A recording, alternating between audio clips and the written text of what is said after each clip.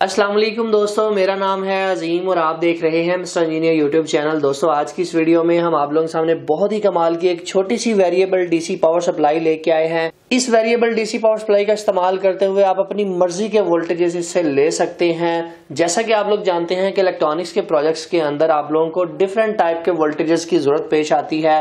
कुछ चीजें 5 वोल्ट के ऊपर ऑपरेट हो रही होती हैं, कुछ 12 वोल्ट के ऊपर ऑपरेट हो रही होती हैं। तो ऐसे में आप लोगों को एक वेरिएबल डीसी पावर सप्लाई की जरूरत पेश आती है।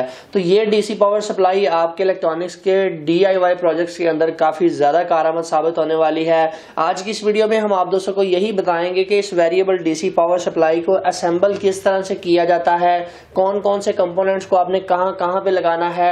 अगर आप एक अनाड़ी बंदे हैं, आपको इलेक्ट्रॉनिक्स के बारे में कुछ नहीं पता, तब भी आप इस वीडियो का एंड तक देखिएगा तो आपको इसकी समझ आ जाएगी कि कैसे इसको सोल्ड किया जाता है, कैसे इसको बनाया जाता है। तो दोस्तों चलते हैं वीडियो की जानिब और चल के आप लोगों को डिटेल के साथ बताते हैं कि इस वेरिएबल डीसी पावर सप्लाई को आपने खुद घर पे कैसे असेंबल करना है। मुझे पता है वीडियो को तो आपने लाइक कर ही दिया होगा और चैनल को तो आपने ऑलरेडी सब्सक्राइब कर रखा होगा। Guys, before we start, a quick sponsor of today's video. JLC PCB are the world's largest PCB manufacturer in China.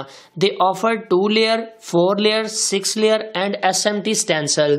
Upload your Gerber file today and get your first PCBs in just $2. Processing time is only 48 hours and shipping time is also quick. जी तो दोस्तों जैसा कि आप लोग यहाँ पर देख सकते हैं कि हमारे पास DIY variable DC power supply मौजूद है। मैं इस खूबसूरत सी इंको कंपनी की कैंची की मदद से इसको खोल लेता हूँ, फिर आप लोगों को दिखाता हूं कि आपको इस पैकेट्स के अंदर क्या क्या चीजें देखने को मिलती हैं। सबसे पहले जनाब आप लोगों को इलेक्ट्रॉनिक्स के कंपोनेंट्स देखने को मिलते हैं जो कि इस वेरिएबल डीसी पावर सप्लाई को बनाने में कारआमद साबित होंगे। इसके अलावा कुछ स्क्रूज आप लोगों को देखने को मिलते हैं, नट बोल्ट्स पतले साइज के, जो कि इस फिटिंग को फिट करने में काम आते हैं। कुछ एक्स्ट्रा वायर्स हैं।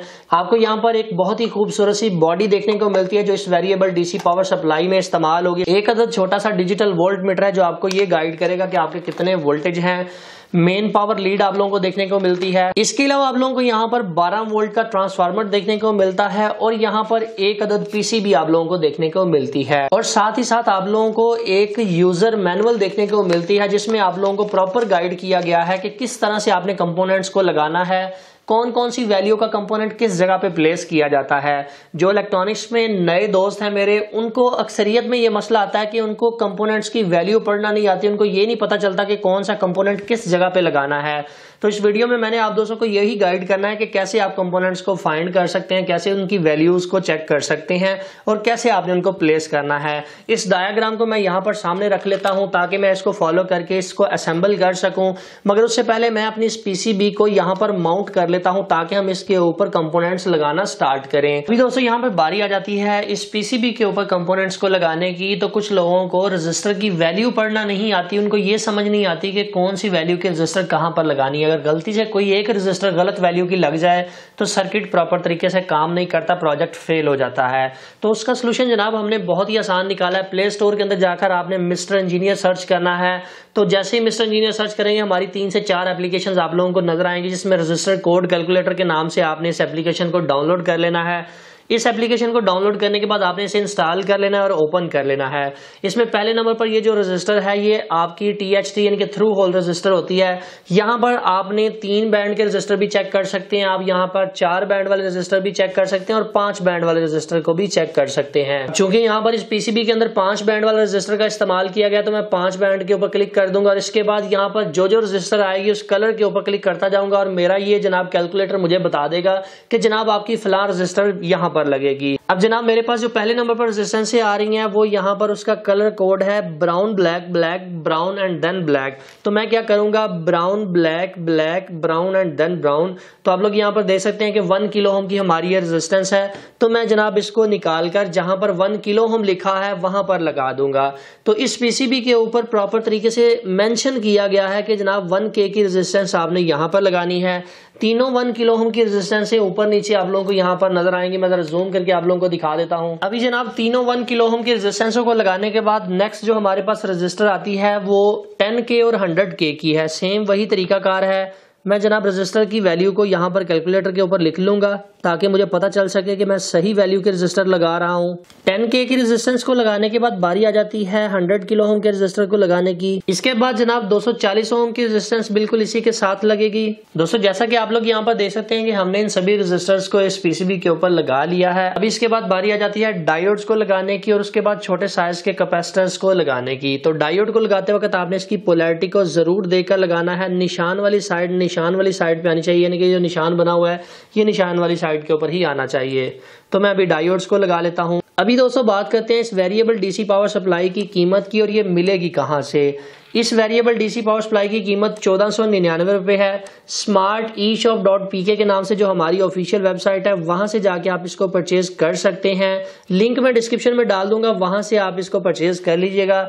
अगर किसी दोस्त को ऑनलाइन परचेजिंग करना नहीं आती तो वो इस डिस्प्ले के ऊपर दिए गए व्हाट्सएप नंबर पे कांटेक्ट करके मंगवा सकता है। दोस्तों अगर आपको ये पीसीबी बिल्कुल असेंबल्ड चाहिए, बिल्कुल फिट हुई चाहिए, तो वो भी हम आपको प्रोवाइड कर सकते हैं, क्योंकि अभी हमने अपने एक दोस्त से रब्ता किया है जनाब, वो हमें पीसीबी असेंबली की सर्विस प्रोवाइड करता है, तो उसके वो कुछ चार्जेस लेता है और वो जनाब आपको ये पीसीबी असेंबल करके दे देगा। अभी दोस्तों छोटे छोटे कंपोनेंट्स को लगा लेने के बाद मैं इन सभी कंपोनेंट्स को पहले सोल्ड कर देता हूं ताकि ये नीचे ना गिरे। इसके बाद दूसरे कंपोनेंट्स को लगाने की बारी आती है। दोस्तों चूंकि ये 2 लेयर पीसीबी है तो इसको दोनों साइडों से आप सोल्ड कर सकते हैं। ऊपर वाली साइड से भी सोल्ड कर सकते हैं, नीचे वाली साइड से भी सोल्ड कर सकते हैं, ये आपकी अपनी मर्जी है, जहां से आपको आसानी हो।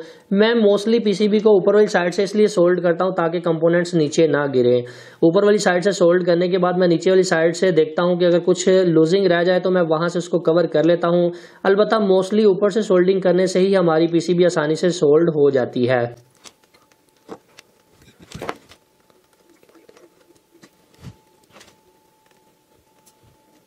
सभी छोटे छोटे कंपोनेंट्स को लगा लेने के बाद बारी आ जाती है अभी बड़े कंपोनेंट्स को लगाने की। तो यहाँ पर मैं आईसी की बेस को लगा रहा हूँ। ये आईसी की बेस को लगाते वक्त आपने पोलैरिटी का जरूर ख्याल रखना है। जो कट वाली साइड अगर ऊपर है तो आपकी कट वाली साइड ऊपर की तरफ ही आनी चाहिए। इसके बाद जनाब हम इन बड़े कैपेसिटर्स को यहाँ पर लगा लेते हैं। कैपेसिटर को लगाते वक्त आपने प्लस और माइनस का जरूर ख्याल रखना है। प्लस और माइनस को आपने देख कर लगाना है। अगर आप प्लस और माइनस कैपेसिटर का उल्टा लगाते हैं तो उसका नुकसान ये होता है कि आपका कैपेसिटर ब्लास्ट हो जाता है। एलईडी लाइट्स को लगाने का तरीका भी सेम है। प्लस और माइनस ऊपर लिखा हुआ है। पावर के ऊपर हमेशा से आपकी रेड एलईडी आती है।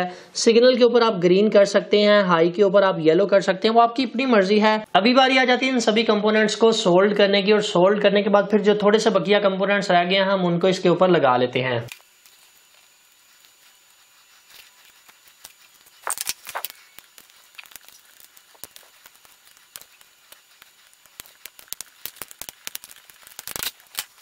दोस्तों यहाँ पर सभी बेसिक कंपोनेंट्स को लगाने के बाद अभी बारी आ जाती है इस LM317 को लगाने की। तो जनाब यहाँ पर मैं इसके अंदर से थोड़े से स्क्रूज हैं, इनके अंदर से बड़े स्क्रूज को बाहर निकाल लेता हूँ और उसको जनाब इस हीट सिंक के ऊपर फिट कर देता हूँ। हीट सिंक के ऊपर LM317 को लगाने के बाद मैं इसको जनाब यहाँ पर माउंट कर देता हूँ। इसके बाद बारी आती है आईसी को लगाने की। तो आईसी के निशान को आपने देखकर लगाना। ये जो कट वाला निशान है कट वाली साइड पे आना चाहिए। अभी जनाब लास्ट पे रह जाता है ये वाला वोल्ट मीटर। तो इस वोल्ट मीटर को भी हम यहाँ से ओपन कर लेते हैं। इस वोल्ट मीटर के साथ कोई एक्स्ट्रा तारें आप लोगों को देखने को नहीं मिलती। तो ये जो इस रेजिस्टर्स की ये जो एक्स्ट्रा लेग्स हैं जो कट जाती हैं इनको ही आप यहाँ पर लगा सकते हैं। आप यहाँ पर देखें तो 3 मोटे सोल्डर हुए पॉइंट बने हैं। यहाँ पर आप 3 तारें सोल्ड करने के बाद यहाँ पर लगा देंगे।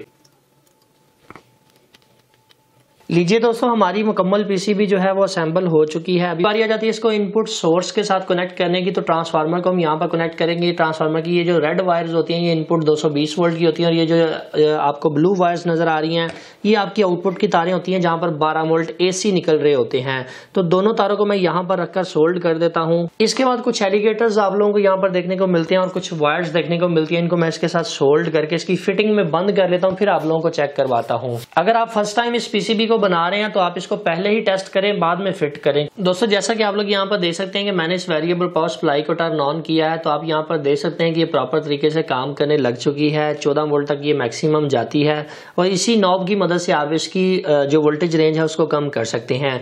जैसे जैसे आप वोल्टेज रेंज को बढ़ाते जाते हैं वैसे वैसे ये LEDs भी ग्लो करने लग जाती हैं। तो आप लोगों के बिल्कुल सामने अभी मैं इसको फिट कर लेता हूँ, फिर फाइनल आप लोगों को दिखाता हूँ। दोस्तों जैसा कि आप लोग यहाँ पर देख सकते हैं कि हमारी पावर सप्लाई रेडी हो चुकी है। मैं यहाँ से इस नॉब को घुमाता हूँ तो आप लोग यहाँ पर देख सकते हैं कि हमारे वोल्टेजेस इंक्रीज हो जाते हैं, और मैं अगर इसको एंटी क्लॉकवाइज घुमाता हूँ तो हमारे वोल्टेजेस कम हो जाते हैं। अब यहाँ पर कुछ इलेक्ट्रॉनिक्स की चीज़ें ऐसी होती हैं जो कम वोल्ट के ऊपर ऑपरेट होती हैं, कुछ ज़्यादा वोल्ट के ऊपर ऑपरेट होती हैं। जैसा कि एक छोटी सी एलईडी मैं ले लेता हूँ। ये एलईडी का अगर मुझे नहीं पता कि कितने वोल्ट के ऊपर ऑपरेट होती है तो आपने इसकी माइनस को माइनस के साथ जोड़ देना है और प्लस को आपने प्लस के साथ जोड़ देना है, और आहिस्ता आहिस्ता से आपने इसके वोल्टेजेस को इंक्रीज करते जाना है। तो आप लोग यहाँ पर देख सकते हैं कि तकरीबन 2 वोल्ट के ऊपर हमारी एलईडी लाइट ग्लो करने लग जाती है। इसका मतलब यह है कि 2 वोल्ट की है। इसी तरह से आप किसी भी ऐसी एलईडी लाइट को चेक कर सकते हैं जो 12 वोल्ट के ऊपर काम करती हो। तो ऐसे जनाब आप इसको माइनस को माइनस के साथ कनेक्ट करेंगे और प्लस को आप प्लस के साथ जब जोड़ेंगे और अपने वोल्टेजेस को इंक्रीज करेंगे तो आप लोग यहाँ पर देख सकते हैं कि 7 से 8 वोल्ट पे ये एलईडी लाइट टर्न ऑन हो जाती है। इसी तरह से मोटर्स का भी आप चेक कर सकते हैं कि जनाब मोटर कितने वोल्ट के ऊपर ऑपरेट होती है। तो ये 3 वोल्ट से ही स्टार्ट हो चुकी है। तो ऐसे आप इसकी स्पीड को भी वेरी कर सकते हैं और इसी पावर सप्लाई की मदद से अपनी मोटर को चला सकते हैं। बहुत सारे इलेक्ट्रॉनिक्स के ऐसे सर्किट होते हैं जहां पर आपको 5 वोल्ट चाहिए होते हैं, तो वहां पर भी आप इस पावर सप्लाई का इस्तेमाल कर सकते हैं, अपनी मर्जी के वोल्टेजेस रख सकते हैं। ये बिल्कुल एक छोटी सी पोर्टेबल पावर सप्लाई है, आप इसे आसानी से बैग में कैरी कर सकते हैं। काफी कमाल की चीज है, इलेक्ट्रॉनिक्स में काफी सारे वोल्टेजेस आप इसकी मदद से ले सकते हैं। सो फाइनली दोस्तों आज की वीडियो यहीं तक थी। उम्मीद करते हैं आप दोस्तों को पसंद आई है। वीडियो पसंद आने के वक्त में वीडियो को लाइक जरूर कर दिया करें, इससे जरा हौसला अफजाई हो जाती है। अपना बहुत सा ख्याल रखिएगा, अपनी दुआ में याद रखिएगा। अल्लाह हाफिज, पाकिस्तान जिंदाबाद।